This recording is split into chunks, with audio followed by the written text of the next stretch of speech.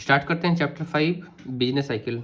तो business cycle में सबसे पहले बिजनेस साइकिल होता क्या है? तो बिजनेस साइकिल को हम अदरवाइज इकोनॉमिक साइकिल भी कहते हैं। तो जो आप बिजनेस कर रहे हैं, तो बिजनेस में ऐसा नहीं है कि हमेशा आपका क्या होगा, फेज़ अच्छा होगा। हो सकता है कि आज आपका फेज़ अच्छा है, प्रोडक्शन कैपेबिलिटी काफ़ी ज़्यादा है, कंजप्शन उसके हिसाब से ज़्यादा है, लोग डिमांड ज़्यादा कर रहे हैं, आप क्या कर रहे हैं, मोर गुड्स प्रोड्यूस कर रहे हैं। बट ऐसा टाइम भी आ सकता है कि जिस समय आपका प्रोडक्शन तो ज़्यादा है बट मार्केट में डिमांड नहीं है। मार्केट में डिमांड नहीं है तो आपका क्या होगा, जो स्टॉक्स हैं वो क्या होंगे, पाइल अप होने स्टार्ट हो जाएंगे। और जब स्टॉक पाइल अप होने स्टार्ट हो जाएगा, इसका मतलब you are getting discouraged for producing further. आप फर्दर प्रोड्यूस नहीं करेंगे, आपका प्रॉफिट क्या होगा, डिमीन होगा, आप क्या हो सकते हैं, डिफ़ॉल्ट हो सकते हैं। तो स्टार्ट करते हैं बिजनेस साइकिल से। तो business cycle basically this is economy wide fluctuation in production और economic activity over several months और ईयर। तो ये हम एक ड्यूरेशन की बात करते हैं। सपोज कीजिए एक मंथ की बात करें, एक ईयर की बात करें, तो उसमें जो फ्लक्चुएशन आपका प्रोडक्शन में हो रहा है और जो इकोनॉमिक एक्टिविटी आप कर रहे हैं उसमें हो रहा है, तो इसके फ्लक्चुएशन को हम क्या करते हैं, आइडेंटिफाई करते हैं through business cycle. These fluctuations occur around a long-term growth trend and typically involve shift over time period of relatively rapid economic growth। तो यहाँ पे आप देख रहे हैं कि ये क्या होता है, लॉन्ग टर्म ग्रोथ ट्रेंड के हिसाब से क्या करता है, फ्लक्चुएट करता है, और जो टाइम फ्रेम है उसमें क्या होता है, ये शिफ्ट करता है। It means that the whole course of business activity passes through the phases of prosperity and depression. आपका बिजनेस में एक टाइम ऐसा आ सकता है जिसमें आप काफ़ी प्रॉस्पर होंगे, एक टाइम ऐसा भी आ सकता है जिसमें काफ़ी ज़्यादा क्या होगा, डिप्रेशन होगा। तो हम बोलते हैं business cycle is not regular, predictable और repetitive phenomenon like the swing of pendulum of a clock. आपको पता है जो क्लॉक है, क्लॉक क्या करता है, ऑसिलेट करता है एक पर्टिकुलर पॉइंट पे, like to and fro this manner. तो यहाँ पे बोल रहा है कि ये जो है ये फिक्स नहीं होता, this is not a regular, predictable भी नहीं होता, क्योंकि आज मार्केट अच्छा है, पता चले कल स्टॉक मार्केट क्रैश कर जाए ड्यू टू एनी रीजन। तो ये क्या है, काफ़ी इरेगुलर होता है, अनप्रिडिक्टेबल होता है,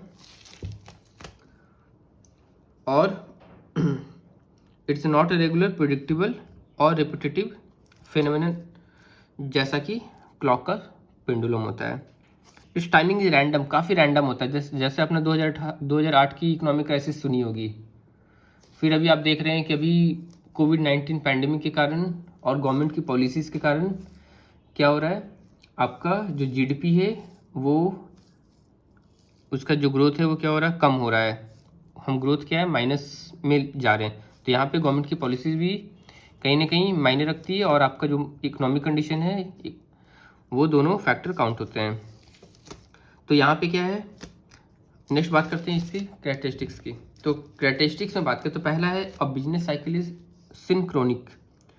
सिंक्रोनिक का मतलब क्या हुआ कि कोई भी बिजनेस साइकिल हो, इसमें अपवर्ड और डाउनवर्ड दोनों ट्रेंड क्या होता है, साइमल्टेनियसली वर्क करते हैं। हो सकता है आज आपका अपवर्ड ट्रेंड है, कल हो सकता है डाउनवर्ड हो। तो ये अपवर्ड एंड डाउनवर्ड ट्रेंड क्या है, eight almost the same period in all the industries. और अगर सपोज कीजिए एक इंडस्ट्री अगर डिप्रेशन में चला गया, तो it will have a direct impact on the other related industries, क्योंकि सारे इंडस्ट्रीज क्या होते हैं, डायरेक्टली इनडायरेक्टली एक दूसरे से रिलेटेड होते हैं, और एक वेव की तरह क्या होता है, ये दूसरे को अफेक्ट करता है। इसलिए हम इसको क्या बोलते हैं, सिंक्रोनिक। दूसरा है it shows like a wave like moment. क्यों ऐसा क्यों बोलते हैं, क्योंकि वेव आपको पता है इट इज़ लाइक दिस। तो ये क्या होगा, कभी प्रॉस्पेरिटी, कभी आपका डिप्रेशन।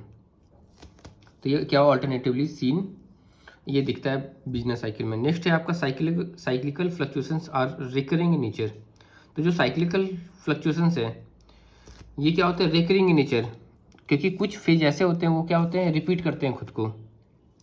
जैसे बूम आपका कब आएगा, जब डिप्रेशन आएगा, क्योंकि विदाउट डिप्रेशन आप क्या करेंगे, बूम के पीरियड को एक्सपेक्ट नहीं कर सकते। Vice versa, depression is again followed by boom.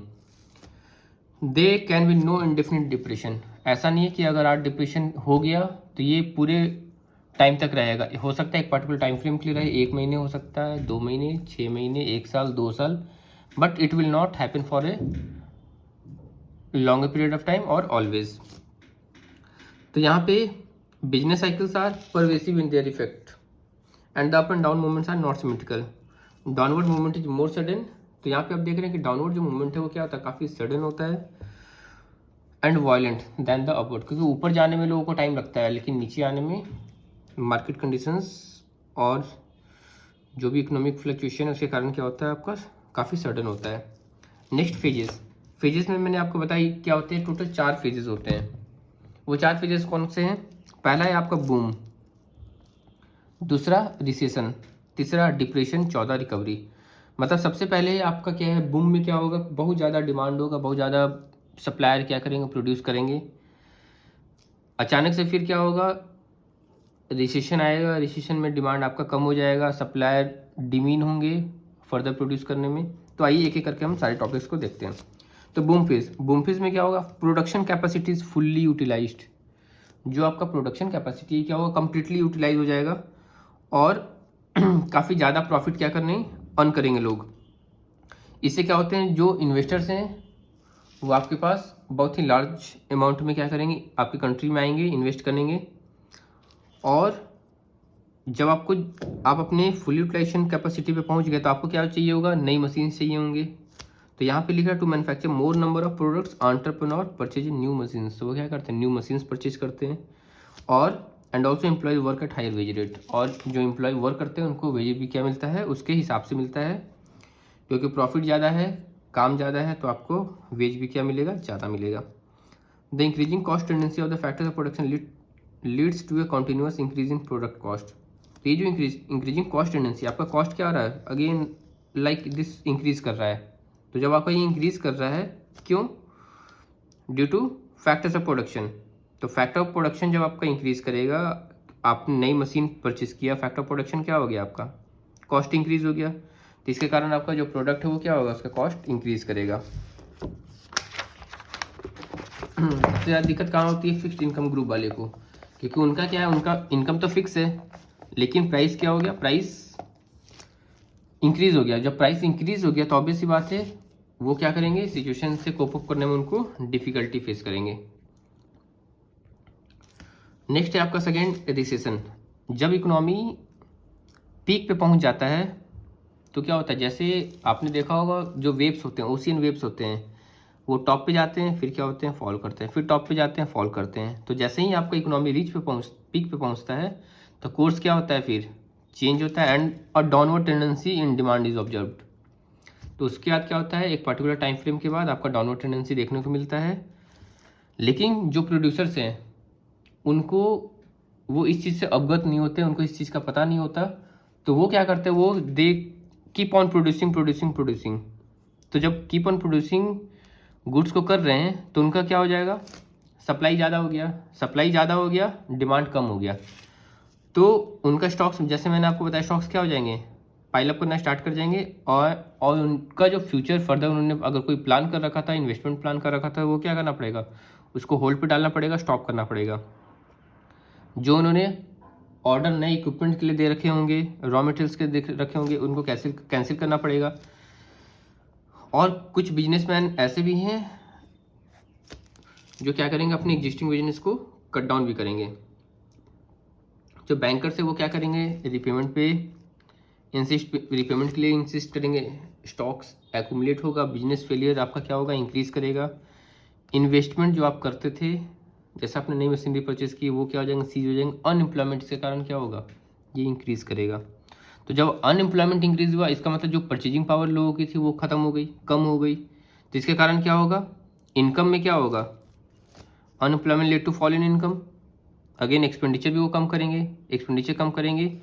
तो जो प्राइसेस है, प्रॉफिट्स है, इंडस्ट्री, ये सारे क्या होंगे, सारे क्या करेंगे, फॉल करना स्टार्ट कर जाएंगे। फिर क्या होगा, desire for liquidity increases at all. अब सब जगह लिक्विडिटी क्रंच हो जाएगा, तो सब लोग क्या करेंगे, लिक्विडिटी का डिमांड करेंगे। Again producers are compelled to reduce price. अब जो प्रोड्यूसर्स हैं उनके पास स्टॉक तो पाइलअप हो गया, तो उनको क्या करना है, अपने गुड्स को कम प्रॉफिट में क्या करना पड़ेगा, उसको सेल आउट करना पड़ेगा या बहुत मार्जिनल प्रॉफिट में सेल आउट करना पड़ेगा। तो यहाँ पे क्या करेंगे, producers are compelled to reduce price so that they can find money to meet their obligations, ताकि उनको पैसे मिल जाए उनके जो ऑब्लिगेशंस हैं उसको मीट आउट करने के लिए। कंज्यूमर्स, अब जो कंज्यूमर हैं वो क्या करेंगे, जब देख रहे हैं प्राइस फॉल करा वो एक्सपेक्ट करेंगे कि और फॉल करे, तो who expect still further decline prices, वो क्या करेंगे, अपने कंजम्पशन को पोस्टपोन कर देंगे। तो अगेन स्टॉक्स क्या होंगे, पाइलअप हो जाएंगे और कुछ फर्म इसके कारण क्या हो जाता है, बैंकरप्सी प्रोसेस में आ जाते हैं। तो ये काफ़ी डिफिकल्ट सिचुएशन होता है बैंक बिजनेस के लिए। तो इस बिजनेस साइकिल को हम क्या बोलते हैं, क्राइसिस भी बोलते हैं। नेक्स्ट है आपका डिप्रेशन। तो डिप्रेशन में क्या है, डिप्रेशन का जो पहला कैरेक्टरिस्टिक है वो है अंडर एम्प्लॉयमेंट। तो अंडर एम्प्लॉयमेंट क्या है, ये आपका डिप्रेशन का कैरेक्टरिस्टिक्स है। यहाँ पे क्या होंगे, यहाँ पे डिमांड आपका, आप देख चुके हैं, डिमांड आपका ऑलरेडी फॉल हो चुका है। प्रोड्यूसर्स अब पहले जो मार्जिनल प्रॉफिट में सेल आउट कर रहे थे रिसेशन के टाइम में, अब डिप्रेशन में क्या होगा, उनको भले पूरा कॉस्ट मिले ना मिले, they are compelled to sell the goods because they are having their own obligations and to meet out their own obligation आपको क्या करना पड़ेगा, वो अपने गुड्स को कंपेल करेंगे, कंपेल हो जाएंगे सेल करने के लिए। तो producers are compelled to sell their goods at a price which will not even cover their full cost. जितना उनका प्रोडक्शन कॉस्ट लगा था वो भी समटाइम्स क्या होता है, कवर नहीं होता है। अगेन उनका वॉल्यूम ऑफ प्रोडक्शन क्या हो जाएगा, काफ़ी कम हो जाएगा। अब इंडस्ट्री रन करने में डिफिकल्टीज आएगी, तो वर्कर्स क्या करेंगे, थ्रोन आउट करना स्टार्ट करेंगे जो फैक्ट्रीज हैं। कुछ जो रिमेनिंग वर्कर्स बचेंगे उनका जो पेमेंट होगा काफ़ी लो वेजेस पेमेंट करेंगे। फिर डिमांड फॉर बैंक क्रेडिट। अब इस पर्टिकुलर टाइम में क्या होगा, बैंक जो क्रेडिट फैसिलिटी देती है बिजनेसमैन को, उसमें क्या हो जाएगा, उसका डिमांड कम हो जाएगा, जिसके कारण बैंक के पास भी क्या हो जाएंगे, फंड आइडियल हो जाएंगे।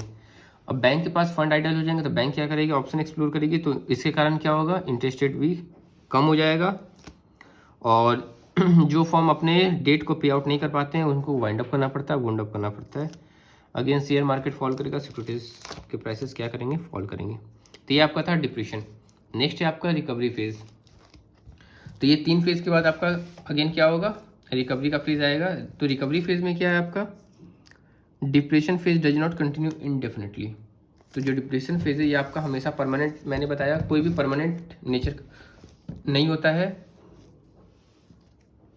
तो यहाँ पे depression contains in itself the germs of recovery. Depression में खुद ही क्या होता है, रिकवरी का मोटिव नज़र आता है। तो यहाँ पे क्या होगा, तो आइडियल, अब जो वर्कर्स, जो लो पेड वर्कर्स थे जिनको जॉब से निकाला गया था, अब वो क्या करेंगे, काफ़ी लो वेजेज में काम करना स्टार्ट करेंगे to meet their basic needs. तो यहाँ पे क्या होगा, ideal workers now come forward to work at low wages. Low wage पे काम करने के लिए वो आगे आएंगे और क्योंकि प्राइसेस लोएस्ट है तो जो कंज्यूमर्स है उन्होंने अपने कंजम्पशन को जो पोस्टपोन कर रखा था वो क्या करेंगे, अब कंज्यूम करना स्टार्ट कर देंगे। जो बैंक्स है, बैंक्स के पास जो एक्सेस कैश जब्स हो गए थे वो क्या करेंगे, अगेन वो टर्म्स कंडीशंस जो बैंक के होते हैं उसको ईजी करेंगे और जो इंटरेस्ट रेट उसको कम करेंगे ताकि लोग क्या करें, अट्रैक्ट हों लोन लेने के लिए। तो यहाँ पे क्या होगा, give loan at easier terms and lower rates. As the demand increases the stocks of goods become insufficient. और जैसे ही डिमांड इंक्रीज होगा आपका गुड्स का जो स्टॉक है वो क्या होगा, सफिशिएंट नहीं होगा मीट आउट करने के लिए। इससे क्या होगा, इकोनॉमिक एक्टिविटी पिकअप होना स्टार्ट हो जाएगा और अगेन डिमांड इंक्रीज होगा, फिर प्रोडक्शन कैपेसिटी इंक्रीज होगी, जिसके कारण फिर क्या होगा, आपका प्राइस इंक्रीज होगा, प्रॉफिट इंक्रीज होगा एंड फिर एक पार्टिकुलर टाइम के बाद क्या हो जाएगा, रिकवरी का फेज आ जाएगा। तो ये आपका 4 फेजेस थे बिजनेस साइकिल के। तो इसी के साथ मैं ये वीडियो समाप्त करता हूँ। मेरे चैनल को सब्सक्राइब करें ताकि आपको ऑल नोटिफिकेशन मिल सके। धन्यवाद।